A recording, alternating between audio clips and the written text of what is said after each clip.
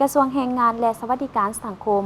ร่วมกับคณะกรรมการเพื่อคนพิการขั้นศูนย์กลางจัดกล่องประชุมสรุปการจัดตั้งปฏิบัติเวียกงานคนพิการประจำปี 2025 และวางทิศทางแผนการปี 2026 พร้อมทางประกาศปรับปรุงกลไกคณะกรรมการกล่องประชุมดังกล่าวได้จัดขึ้นในวันที่ 15 มังกร 2026 ที่ห้องประชุมใหญ่กระทรวงแรงงานและสวัสดิการสังคม โดยการเป็นประธานของท่านโพไซไสยสรรัฐมนตรีกระทรวงแรงงานและสวัสดิการสังคม มีห้องรัฐมนตรีกระทรวงศึกษา ห้องรัฐมนตรีกระทรวงยุติธรรม ห้องรัฐมนตรีกระทรวงวัฒนธรรมและการท่องเที่ยวพร้อมด้วยภาคส่วนที่เกี่ยวข้องเข้าร่วม ในพิธีท่านโพไซไสยสรได้มีคำเห็นกล่าวเปิดกล่องประชุมว่า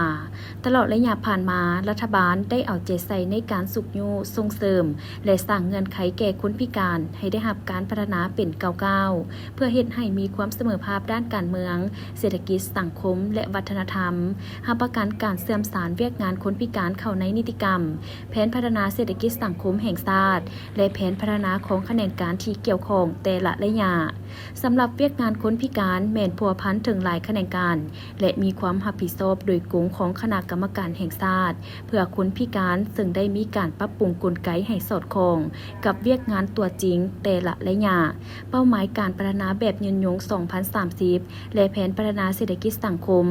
ด้วยความรับผิดชอบสูงของคณะกรรมการแห่งชาติเพื่อคนพิการภายใต้การชี้นำพาของคณะนำกระทรวงอย่างใกล้ชิดเฮ็ดให้การเคลื่อนไหวเวียกงานคนพิการได้มีการพัฒนาดีขึ้นอย่างต่อเนื่องเป็นต้นการพัฒนาด้านสวัสดิการสุขภาพและการฟื้นฟูหน้าที่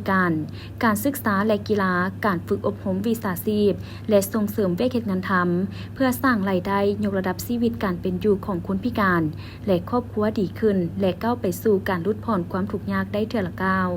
กองประชุมครั้งนี้แม้นจะได้ร่วมกันขนครัว